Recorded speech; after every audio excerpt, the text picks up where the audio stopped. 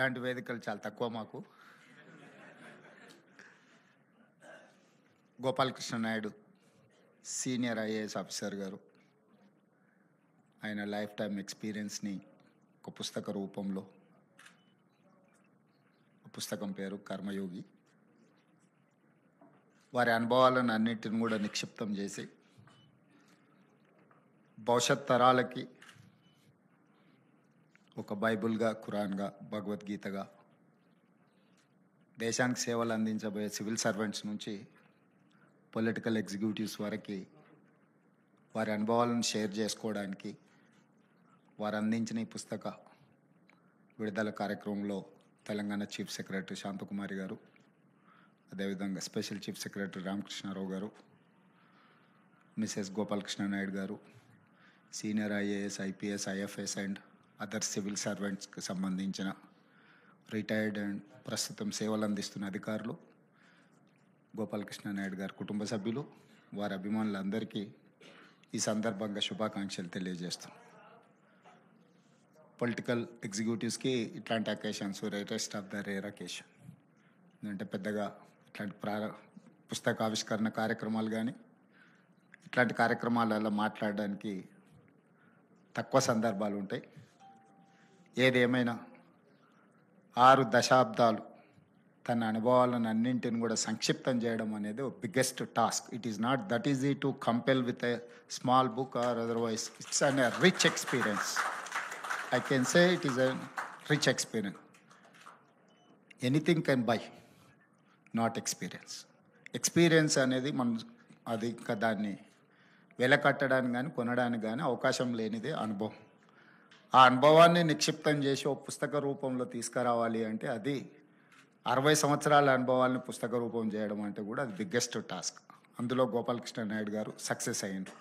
ఎందుకంటే అతను 62లో సర్వీస్లో జాయిన్ అయినప్పటి నుంచి మొదటి ప్రధానమంత్రి పండిట్ జవహర్లాల్ నెహ్రూ గారి నుంచి మొదలు పెడితే ప్రస్తుత ప్రధానమంత్రి నరేంద్ర మోడీ గారి వరకు వారికి ఉన్న అనుభవాలు, ఈ దేశంలో క్లోజ్డ్ ఎకానమీ నుంచి ఓపెన్ ఎకానమీ వరకు జరిగిన వేగవంతమైన పరిణామాలన్నిటిని కూడా వారు ప్రత్యక్ష సాక్షి.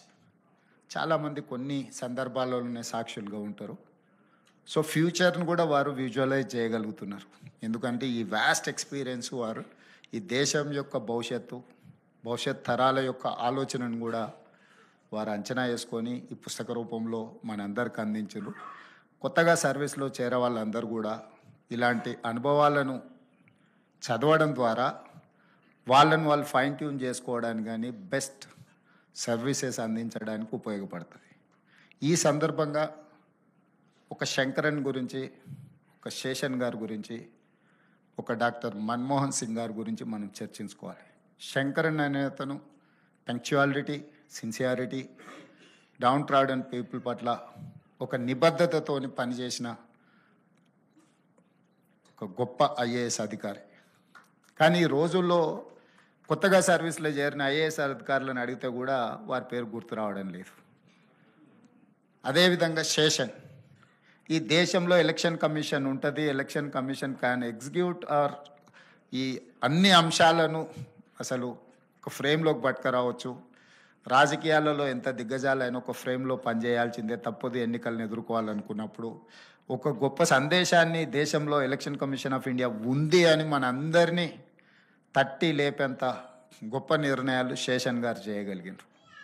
అదేవిధంగా మన్మోహన్ సింగ్ గారు, వారు బ్యూరోక్రాట్ నుంచి రిజర్వ్ బ్యాంక్ గవర్నర్, అసలు వారు బాధ్యత తీసుకున్న హోదాలన్నిటినీ చూస్తే పివి నరసింహారావు గారితో ఫినాన్స్ మినిస్టర్గా, ఆ తర్వాత ప్రైమ్ మినిస్టర్గా క్లోజ్డ్ ఎకానమీ నుంచి ఓపెన్ ఎకానమీ, లిబరలైజేషన్, ప్రైవేటైజేషన్, గ్లోబలైజేషన్ని సక్సెస్ఫుల్గా ఇంప్లిమెంట్ చేసి ఈరోజు 3rd largest economy in the world దేశాన్ని అభివృద్ధి పదం వైపు నడిపించినట్టు ఒక బ్యూరోక్రాట్.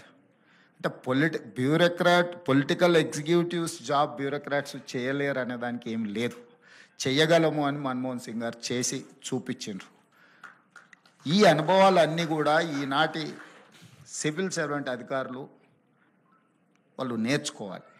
నేను చాలా సందర్భాలలో అంతకుముందు అపోజిషన్లో నేను స్థానిక సంస్థల నుంచి జిల్లా పరిషత్ మెంబర్గా, శాసన మండలి సభ్యుడిగా, శాసనసభ్యుడిగా, పార్లమెంట్ సభ్యుడిగా, all these 20 years I been in opposition.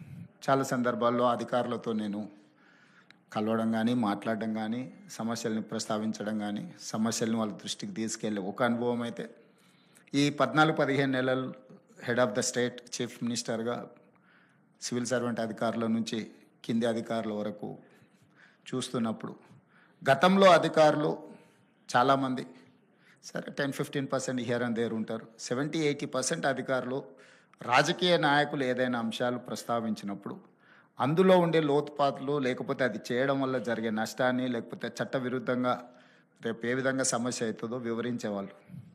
నాయకులను ఎన్లైటన్ చేసేవాళ్ళు. సార్ ఇది చేయడం వల్ల వచ్చే పరిణామాలు ఈ విధంగా ఉంటాయి, మనం ఈ రకంగా చేస్తే ఏదో ఒక రోజైనా అది ప్రజలకు కానీ, రాష్ట్రానికి కానీ, మీకైనా ఇబ్బంది అవుతుంది అని వివరించేవాళ్ళు. ఈ రోజుల్లో అది తగ్గిపోయింది. కారణం నాకు పెద్దగా తెలీదు. పొలిటికల్ ఎగ్జిక్యూటివ్ అనే వాళ్ళకు వచ్చిన వాళ్ళను సంతోషపెట్టాలను, లేకపోతే తనకు తాను సంతోషపడాలను కొన్ని ఆదేశాలు ఇస్తుంటాడు. వాటిని విశ్లేషించాల్సిన బాధ్యత అధికారులదని నేను బలంగా నమ్ముతున్నాను. సెక్రటేరియట్ బిజినెస్ రూల్స్లో ఒక మినిస్టర్కి కానీ, ఒక చీఫ్ మినిస్టర్కి కానీ ఒక వ్యవస్థని ఇచ్చేదే మాకు అందులో అనుభవాలు ఉంటాయని కాదు. మాకు వచ్చే శాఖకి మాకున్న అనుభవానికి సంబంధం లేకపోవచ్చు. ఇంజనీరింగ్ బ్యాక్గ్రౌండ్ ఉండేవాడికి మెడికల్ అండ్ హెల్త్ ఇవ్వచ్చు, లేకపోతే ఏం చదువుకోని వాళ్ళకు విద్యాశాఖ కూడా ఇవ్వచ్చు, బాగా చదువుకున్న వాళ్ళకు లేబర్ డిపార్ట్మెంట్ ఇవ్వచ్చు. పొలిటికల్ ఎగ్జిక్యూటివ్కి ఇచ్చే జాబ్కి వాళ్ళు చదువుకున్న బ్యాక్గ్రౌండ్కి ఏం సంబంధం ఉండదు, లేదా వాళ్ళు వచ్చిన నేపథ్యానికి కూడా ఏం సంబంధం ఉండదు. అందుకే మాకు అవగాహన కల్పించడానికి, నిర్ణయాలు చేయడానికి, హెల్ప్ ఇన్ హ్యాండ్ ఉండడానికే సెక్రటేరియట్ బిజినెస్ రూల్స్ ప్రకారం మాకు అధికారులు ఇస్తారు. ఆ అధికారులు ఏ ఫైల్ వచ్చినా ఫైల్ నోట్ ప్రిపేర్ చేయడమే కాకుండా మాకు వివరించాలి.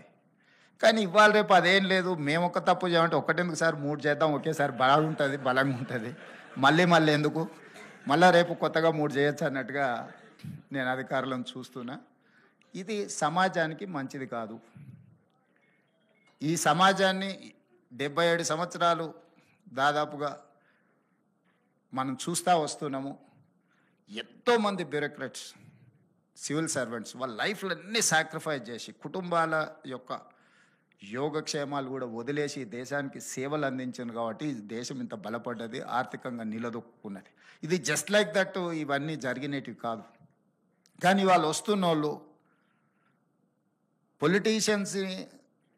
పొలిటీషియన్స్ని అనే కాదు, సమాజంలో ఉండే రాంగ్ ప్రెసిడెంట్స్ని అన్నిటిని కూడా రోల్ మోడల్గా తీసుకుంటున్నట్టు అనిపిస్తుంది. ఈ మధ్యకాలంలో కొత్తగా సెలెక్ట్ అయిన ఐఏఎస్ ఐపీఎస్లు నేను చూస్తున్నాను. ట్రైనింగ్లోనే ఉన్నప్పుడు పోలీస్ స్టేషన్లకి వెళ్ళి డ్రెస్ వేసుకొని కూర్చొని సివిల్ పంచాయతీలు తెంచడానికి ప్రయత్నం చేస్తున్నారు, which is unfortunate. I'm sorry to say.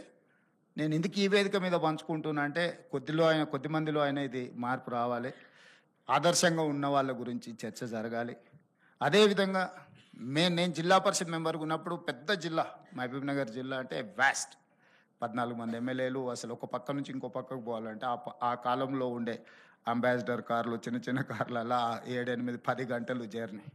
ఐఏఎస్లు ఐపీఎస్లు వాళ్ళు అచ్చంపేట ఏరియాల అడవుల్లో పోయి ఆదివాసీలను, చెంచులను కలిసి మళ్ళీ ప్లెయిన్ ఏరియాస్కు రావాలంటే రోజుల కొద్దీ వాళ్ళు అక్కడ ఉండి చేసి ప్రజల దగ్గరికి వెళ్ళి సమస్యల్ని కనుక్కొని పరిష్కరించేవాళ్ళు.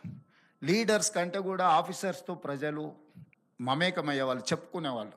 అరే మేము కలెక్టర్ దగ్గరికి వెళ్తే మా ప్రాబ్లం సాల్వ్ అయిందని, లేకపోతే కలెక్టర్ మా దగ్గరకు వచ్చిండు, లేకపోతే మా గూడెంకి వచ్చి కలెక్టర్ గారు కూర్చొని మా సమస్యలు ఉన్నాడని గొప్పగా చెప్పుకునేవాళ్ళు. ఇప్పుడు నేను ఎలక్టెడ్ రిప్రజెంటేటివ్ అయినాక మారుమూల ప్రాంతాలకు వెళ్ళినప్పుడు, సార్ 30 సంవత్సరాల క్రితం సో కలెక్టర్ మా ఊరు వచ్చి మా సమస్యను విన్నాడు సార్, మా సమస్యను పరిష్కరించిన. ఈరోజు పదే నేను ఇన్స్ట్రక్షన్ ఇస్తున్నా. I told my chief secretary to record there service book, field మీద పొమ్మని. అసలు ఏసీ రూముల్లో నుంచి బయటకు వెళ్ళడానికి హెజిటేట్ చేస్తున్నారు ఆఫీసర్లు. మరి నాకు తెలియదు, మరి ఏసీ అనేది ఏమన్నా జబ్బేమో. ప్రజల దగ్గరికి వెళ్ళినప్పుడు అంటే ఒక ఐఏఎస్ కానీ ఐపీఎస్ కానీ డిస్ట్రిక్ట్స్ను హోల్డ్ చేసినప్పుడు వచ్చిన ఎక్స్పీరియన్సే రిచ్ ఎక్స్పీరియన్స్. ఆ తర్వాత మొత్తం ఒకరి తర్వాత ఒకరు పంపించే మన ఫైళ్ళు చూడడమే తప్ప సెక్రటరీ లెవెల్కి వచ్చారంటే, సెక్రటేరియట్ లెవెల్కి వచ్చారంటే they don't get to chance to interact a common man or any other person. So కింద వాళ్ళు ఎప్పుడైతే కింది లెవెల్లో దొరగారు ఉన్నారు ఇక్కడ, ఐపీఎస్లు సెలెక్ట్ అయినా వాళ్ళు కానిస్టేబుల్ నుంచి వాళ్ళని డ్యూటీ ఒక్కొక్క స్టెప్ నైట్ డ్యూటీ నుంచి లేకపోతే పెట్రోలింగ్ డ్యూటీ నుంచి సైకిల్ మీద పోయి నేర్చుకునే కాడ నుంచి ఐపీఎస్లకు ట్రైనింగ్ ఇచ్చి వాళ్ళు ఏంటంటే గ్రౌండ్ స్టాఫ్ లేకపోతే ఫీల్డ్ స్టాఫ్లో ఉండే సాధక బాధలతో పాటు నిర్ణయాలు కూడా ఏ రకంగా చేయాలనో వాళ్ళందరికీ కూడా ఒక ట్రైనింగ్ ఇచ్చి ఉండేవాళ్ళు. కానీ ఇప్పుడు అసలు మరి సిస్టమ్ ఎడిపోతుందో నాకైతే తెలియట్లేదు, కానీ I'm not happy for that. ఈరోజు జరుగుతున్న పరిణామాలు, అధికారుల యొక్క వ్యవహార శైలి, నేను అందరి గురించి నేను మాట్లాడట్లేదు, చాలా వరకు యాజ్ ఎ చీఫ్ మినిస్టర్ నాకున్న కొద్దిపాటి ఎక్స్పీరియన్స్ నేను షేర్ చేస్తున్నా. అధికారుల ఆలోచనలో విధానంలో మార్పు రావాలి. నిబద్ధత కలిగిన అధికారికి తప్పకుండా గుర్తింపు ఉంటుంది, రాగానే పోస్టింగ్ రాకపోవచ్చు, కానీ రాష్ట్రానికో ప్రజలకో ఏమన్నా చేయాలి అని నాయకుడు అనుకున్నప్పుడు ఖచ్చితంగా నిబద్ధత అధికారి ఎక్కడున్నాడో ఎతికి మరీ పోస్టింగ్ ఇస్తాం. ఎందుకంటే మేము పర్ఫామ్ చేయాలంటే మేము డైరెక్ట్గా పర్ఫామ్ చేయడానికి ఏమి ఉండదు. My officer has to perform, then only I can say something. నేను ఏమైనా పాలసీ డెసిషన్ చేయగలం యాజ్ ఎ పొలిటికల్ ఎగ్జిక్యూటివ్, కానీ ఇంప్లిమెంట్ చేయాల్సిన వ్యవస్థ మొత్తం ఎగ్జిక్యూటివ్ ఆఫీసర్స్దే. వాళ్ళే మమ్మల్ని ఎన్లైటన్ చేయాల్సింది, మాకు అవగాహన కల్పించాల్సింది, అన్ని సబ్జెక్టులలో ఏ సబ్జెక్టులో ఏముంటుంది, ఏం చేస్తే ఏమవుద్దని అవగాహన కల్పించాల్సింది అధికారులదే బాధ్యత. అలా చెయ్యాలని అధికారులను కోరుకుంటూ, గోపాలకృష్ణ నాయుడు గారు లాంటి సీనియర్, దాదాపుగా first prime minister to present prime minister వరకు వారి అనుభవాలు ఇతర అధికారులు నేర్చుకోవాల్సిన అవసరం ఉన్నది. అప్పుడప్పుడు సీనియర్ బ్యూరోక్రాట్స్, రిటైర్డ్ అధికారులు వీళ్ళతో ఒక ఇంటరాక్షన్ లేకపోతే ఏదైనా ఒక సెషన్ పెట్టి చేస్తే అది కొంత ఉపయోగకరంగా ఉంటుంది. అట్లాంటి కార్యక్రమాలు వీలైనంత మేరకు ఆర్గనైజ్ చేసి వాళ్ళ అనుభవాలను ఇతరులకు చెప్పడానికి అవసరమైన ఏర్పాట్లను రాష్ట్రం తరఫున ఏర్పాటు చేయమని చెప్పి మా చీఫ్ సెక్రటరీ గారికి ఆదేశాలు ఇస్తూ, ఎందుకంటే ఆ ఎక్స్పీరియన్సెస్ వాళ్ళు షేర్ చేసుకుంటే, ప్రత్యక్షంగా వింటేనే వాళ్ళకు అవగాహన కలుగుతుంది. చదివేంత ఓపిక, తెలుసుకునేంత అవసరము ఇప్పుడు లేకపోవచ్చు. అప్పుడప్పుడు మీరు చిన్న చిన్న సెమినార్స్, ఆఫీసర్స్ని, పర్టికులర్గా కలెక్టర్స్ని, డిస్ట్రిక్ట్ ఎస్పీలను, ఇలాంటి వాళ్ళని అందరినీ కూడా మనం అప్పుడప్పుడు పిలిచి వీళ్ళ అనుభవాలను మరి చెన్నారెడ్డిలో లేకపోతే ఇక్కడ మీ ఐఏఎస్ ఆఫీసర్స్ అసోసియేషన్ బంగ్లాలను అప్పుడప్పుడు పెట్టాల్సిందిగా, కొత్త అధికారులకు నేర్చుకోవాల్సిందిగా. 35 సంవత్సరాల సర్వీస్ ఉంటుంది. పొలిటికల్ ఎగ్జిక్యూటివ్స్ వస్తుంటారు, పోతుంటారు, మారుతుంటారు, రకరకాల ఆలోచనలతో వచ్చేవాళ్ళు పోయేవాళ్ళు ఉంటారు. కానీ సివిల్ సర్వెంట్ 35 ఇయర్స్ ఈ సమాజానికి సేవలు చేయాలి. అది అత్యంత గౌరవప్రదమైన పోస్టు.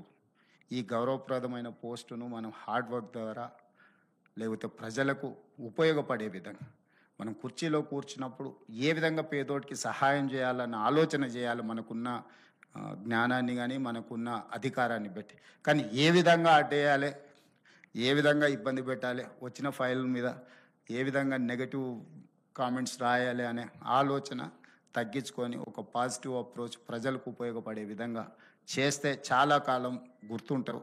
ఇవాళ ఈ వేదిక మీద నేను ఒక శంకరన్ గారిని, ఒక శేషన్ గారిని, ఒక మన్మోహన్ సింగ్ గారు లాంటి చాలామంది అధికారులు, నేను కొద్దిమంది అధికారుల పేర్లు నేను ఇక్కడ మెన్షన్ చేస్తున్నా. భవిష్యత్తులో అలా ఈ రాష్ట్రంలో అధికారుల యొక్క ప్రాధాన్యత ఉండాలి అని కోరుకుంటూ మీ అందరి దగ్గర సెలవు తీసుకుంటున్నా. ధన్యవాదాలు.